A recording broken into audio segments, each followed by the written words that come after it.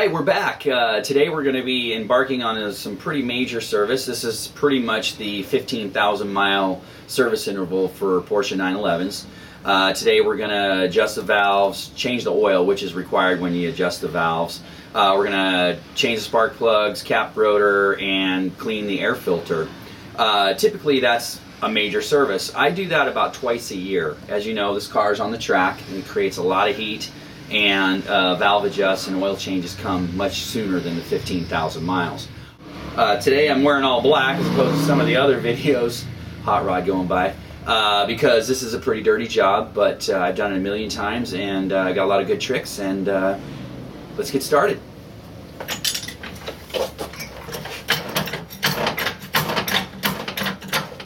Alright, so we're going to put the jack stands underneath there.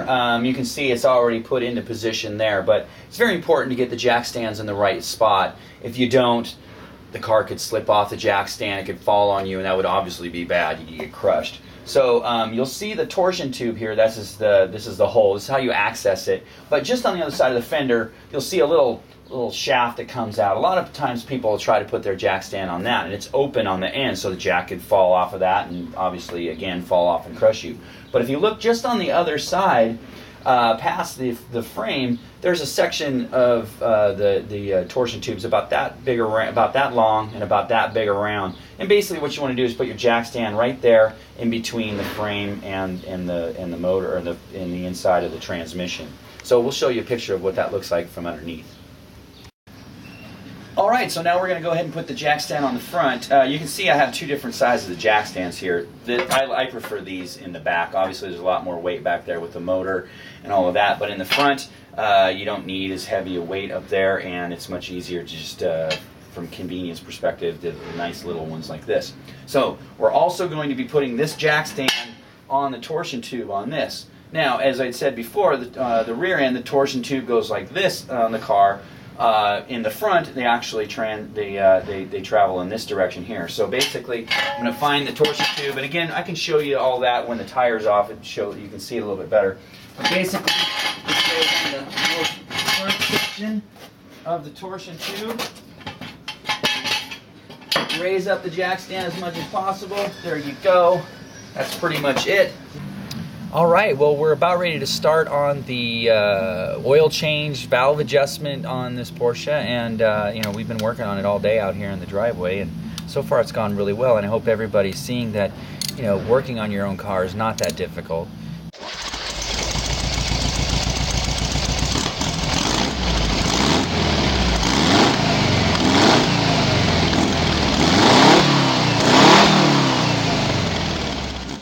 I'm back here at the oil tank for the Porsche. We're going to go ahead and dump the oil out of the dry sump, or the oil reservoir. Porsches aren't like Volkswagens or V8s or even 4-cylinders, most cars, in the sense that this is called a dry sump car, and the fact that the oil isn't contained in a oil pan at the bottom of the motor. It's actually outside of the car in a big oil tank, and all these oil lines that are running through the car to keep the oil cool, which ultimately keeps the engine cool. So in this car, you don't go underneath the center of it like you would like a regular car. You come over here and you find the oil tank here, and there's a 19mm wrench and a socket. Alright, so we've pretty much dumped the oil, and the reason why, again, we're doing that, not only to change the oil from a maintenance perspective, but it's required when you do the valve adjust. The oil builds up in the underneath the valve covers, basically, so once you take the valve cover off, the oil would dump on you. So you want to take the oil out, and so we're going to go ahead and let this drain for a while. While it's draining, I'm going to take out the spark plugs and do a couple of other things in getting ready to adjust the valves. Alright, so we're back here at the back of the engine, and the oil is draining right now. I'm going to take the spark plugs out so I can easily turn the motor from one cylinder to the other as I'm adjusting the valves. Over the years, I've tried many socket wrenches for spark plugs, and magnet style, rubber style, all that stuff. And then a few years ago, I actually got a 911 toolkit that had the original spark plug wrench in it, and this thing works all the time. So easy. Anyway, if you have one, great, but all it is a spark plug wrench. You can see it's got right here for your fingers.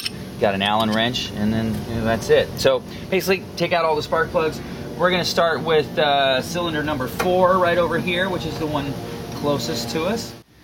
Alright, so we've got all the spark plugs out of here. Now what we need to do is get the motor aligned on cylinder number 1. You can see Porsche gives us all the information we need right here in the back to understand what we got to do next. So cylinder number 1, that's this cylinder right over here. So basically I find cylinder number 1 spark plug wire. I trace it up to cylinder number 1 position on the distributor cap. Alright, so how do you find cylinder number 1? By using the spark plug wire in the cap. But basically here's spark plug wire number 1. We can trace it through here. We can see it comes under these two, ends up right here. So what we want to do is open the cap up, pull that out, and look and see where the rotor's pointed. You can see where the rotor is pointed right to that pole. If it wasn't, if it's 180 degrees out or even just a little bit, you would take the tool that is provided again with your Porsche toolkit, which works perfectly for this, and you basically line up the timing marks on the crank pulley down below until you're at cylinder number 1.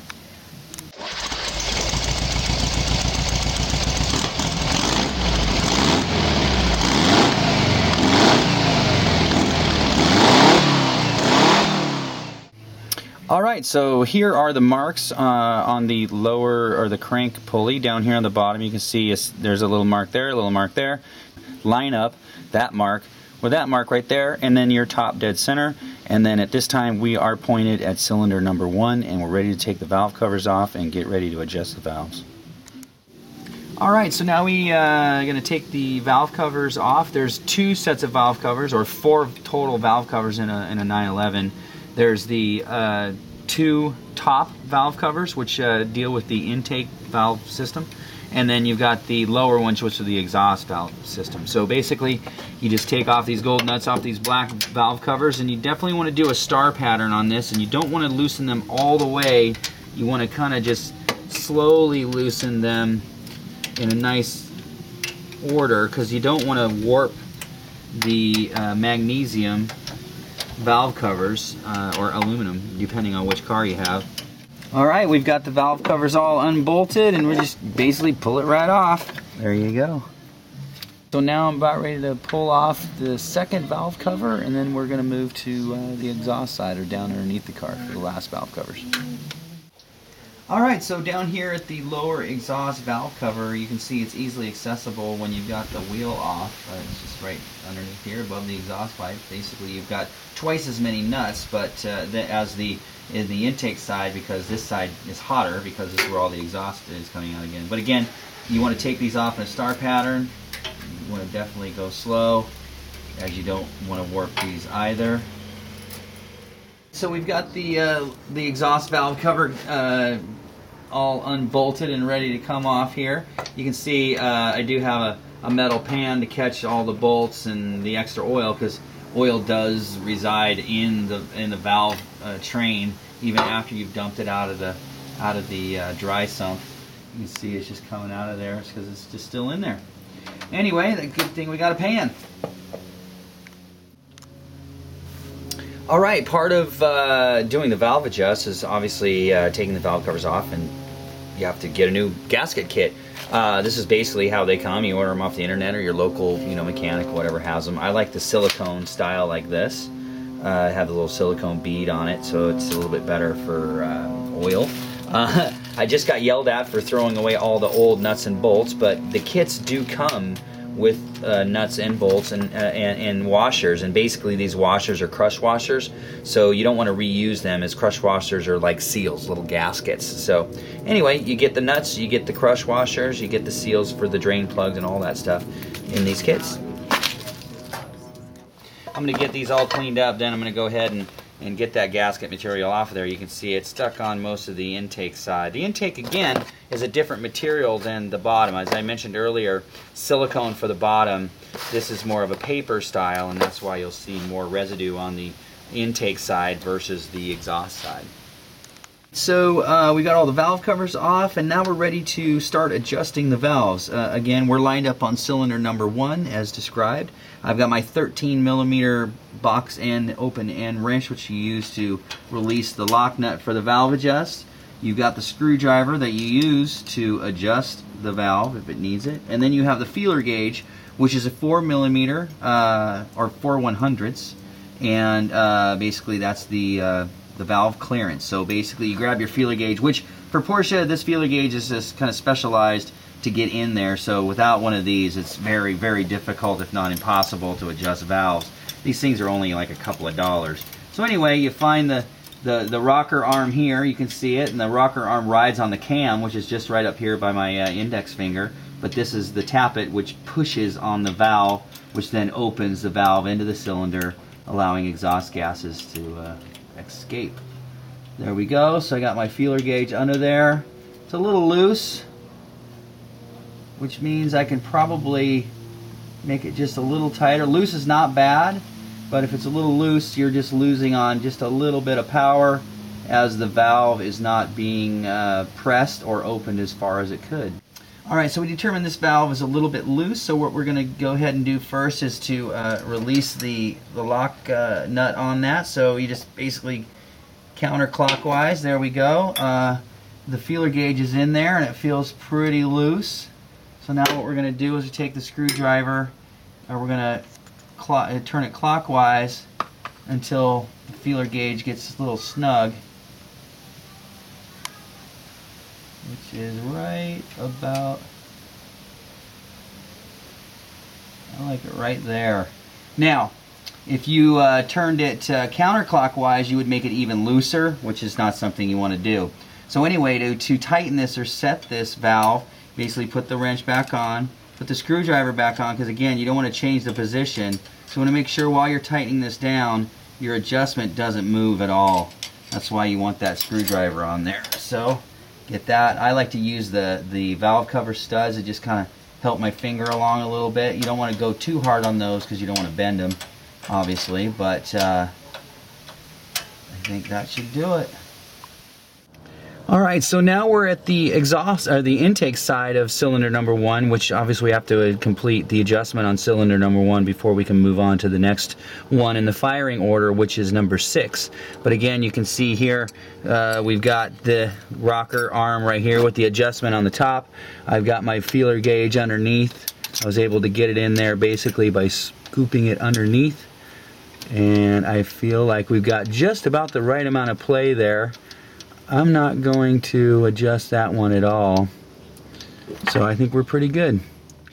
Alright, so we've completed the valve adjust on cylinder number 1 on both the exhaust and intake valves, or the top and the bottom. So that's top dead center is cylinder number 1. Now we need to turn the motor to bottom dead center or point to cylinder number 6. That's going to be the next cylinder that we adjust in the firing order. Again, the firing order is 1, 6, 2, 4, 3, 5. That means top dead center, bottom dead center, top dead center, bottom dead center, and subsequently through the list. So we take our tool and we're again going to look at the distributor. We know this is number 1. We know we need to go to number 6. There's number 6 right there on the cap.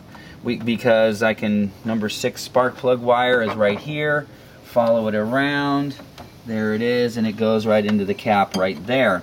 So we're going to turn the motor counterclockwise, and we're going to go, clockwise, I'm sorry, and then we're going to look for the next mark on the wheel, which will be bottom dead center, and we'll also double check that the rotor is pointed to number 6 spark plug wire, and then we'll adjust the exhaust and intake valves on cylinder number 6.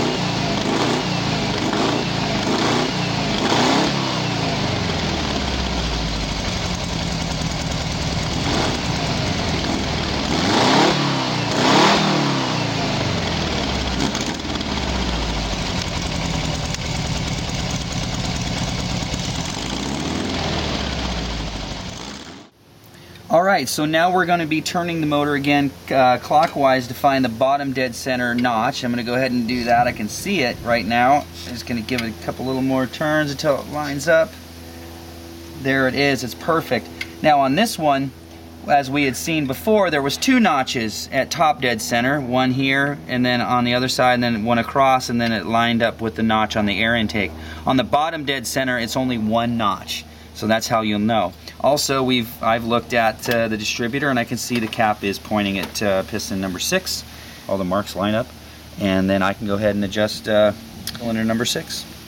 All right, so now I'm at the top of cylinder number 6, or the intake side. It's convenient to be up here because obviously I just did the turning of the motor. So I'm going to go ahead and adjust intake valve number 6 right here, and I'm going to go ahead and move around to the bottom and do the exhaust valve on number 6.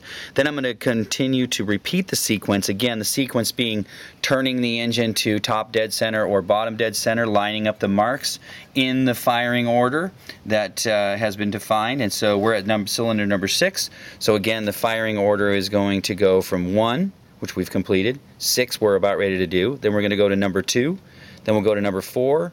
We'll go to number 3 cylinder, and then finally number 5 cylinder. And again, all the while making sure to line up the marks correctly, using the distributor cap if you need to. And we'll come back in just a minute. Alright, all the valves have been adjusted. I had a tight number, what number was it? Tight number 2 exhaust valve, which was interesting.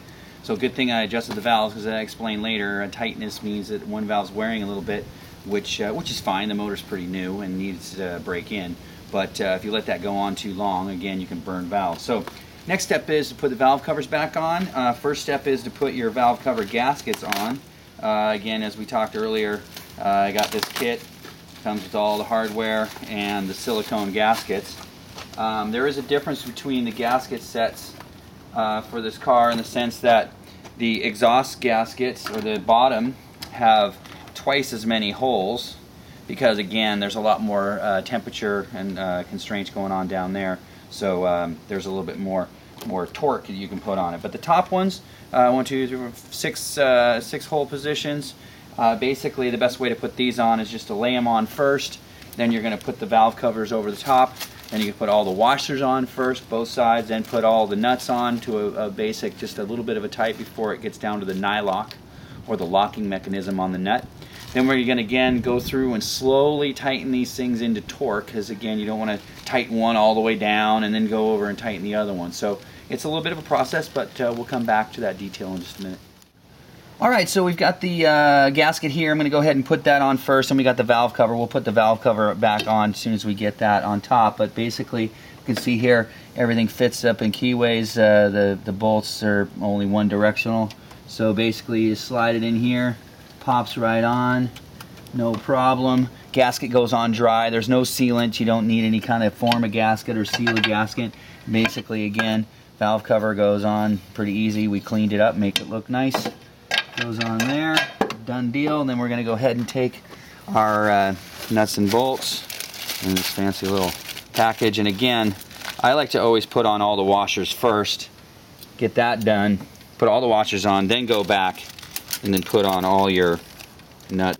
Alright, so we're at the underneath of the car, or the lower valve cover gasket on the driver's side. Again, we've got the silicone gasket, got the extra holes, we got the lower valve cover. It looks a lot different than the upper valve cover, as it's got vents on it. This is actually a turbo valve cover. I put this on there just because it adds a little bit of cooling to the heads. But again, silicone gasket, you can see the little silicone on there, extra holes.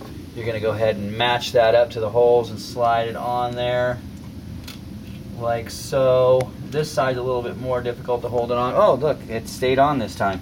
Again, there's really not a left or right valve cover, as they're universal. You can basically just switch them. But again, I just put it in there. Just want to take like one nut to help you get this on here. And then again, we're going to go through and put on all the washers on this side, like so. And then the nuts all the way around. And then we will again cinch them or tighten them up slowly in a star pattern. All right, before we go too far with tightening everything, I just wanted to explain what a star pattern is. I mean, explaining here with the hub is pretty easy to understand the concept, but a star, so you tighten this one, tighten then this one, then tighten this one here, then you tighten, so dun, dun, dun, dun. What that allows is that everything is coming together in about the same torque, so nothing's going to get warped. So the same concept here you want to place on the valve covers, which, you know, tighten here, tighten here, tighten here, tighten here, and then tighten, then back again, just to make sure that you're going nice and even across the whole entire plane of the valve cover, or anything that you're tightening that has either an exhaust, oil, gas, whatever just needs to make a good fit if it's a big plate like this. Alright, so we've got the valve covers back on and torqued up to specs. Next thing, all we have to do is put in the spark plugs, put the spark plug wires back on, put the cap and rotor back on, put some oil in it, and we're pretty much good to go.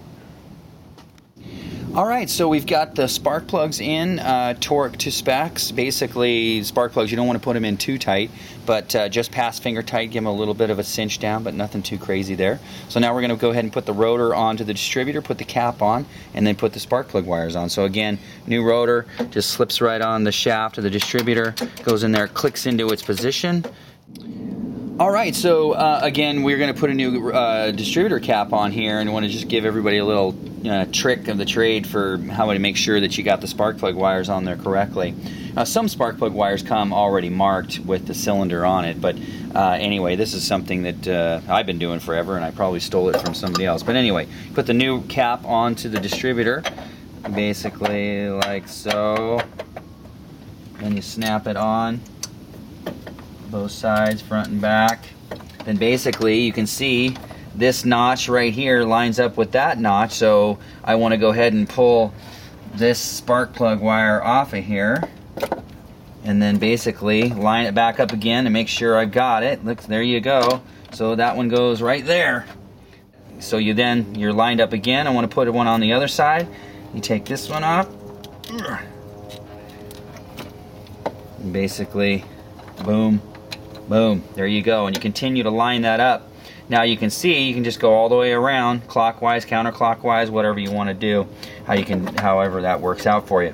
You need a little extra room, you can always take these off, have them side by side like that as well. Alright, now we got to take the oil filter out. Again, in the Porsche, being a dry sump motor where the oil is not in the car, it's in that tank. The oil filter's up and inside, so this filter is actually right attached to the other side of that oil tank that we had dumped out. So basically take your strapping style oil filter wrench, get in there, give it a good turn. Again, you got this rag in there because there's gonna be oil in there because, you know, obviously we keep spilling it all day. Why wouldn't we get any more on? So take this off really quick because the more it leaks, the worse. But you can see I barely got any oil out of there. Alright, so we've got the new filter we need to put on there, but you can see it's got this rubber gasket on there. If you don't lubricate that gasket, I like to take a little bit of oil from the old filter and just put a little bit of a bead right on there like that, just so it's a little slippery. Because what happens is, as you screw this on here, it'll contact the metal. If there's no lubrication, it could buckle this seal and then obviously cause some leaks. So that's basically all you got to do, is just put a little sheen on there, and then it basically just goes on that spot. Screws on pretty easy, just like any normal car. Alright, so we have everything done so far. We've got the spark plugs back in, valves adjusted, valve covers back on. We put the oil tank drain plug back in with a new gasket. We've checked everything, so now it's time basically to put oil in it and get ready to start it. Now, Porsches carry a ton of oil in it. Stock, they carry 11 liters. 1 quart is 0.945 liters, so you would imagine we're going to put in just 10 liters of this, and then we're going to check, because these things have 11 liter stock. Porsches, because they are a dry sump, you have to check the oil while it's running. Again, the oil's not in the engine, it's in the tank being circulated. So what happens is there's an oil filler level in here. The car gets up to temperature over 180 degrees. The the thermostat opens, allowing the oil to travel to the front oil coolers. Then you're opening up the whole system, so then oil starts to normalize. Then you do your final oil checks when it's up to temperature. You can do that both with the stick and with the gauge. All right, so we're pretty much done with this project. As you can see, we've got a lot done today. We changed the oil, adjusted the valves, all in one day, right here in the backyard. Again, not scary. Not a lot of mystery going on here. I don't think anybody should be afraid of doing their own service and maintenance on a Porsche. Saves you hundreds of dollars. It allows you to spend more time on the track. It helps you to learn about your car, learn about what is important to the car, and making sure that it runs well and is going to live on for you for years on the track. And you guys are just going to have a lot of fun together. So I'm glad the project's done, and we'll see y'all real soon. Thanks again.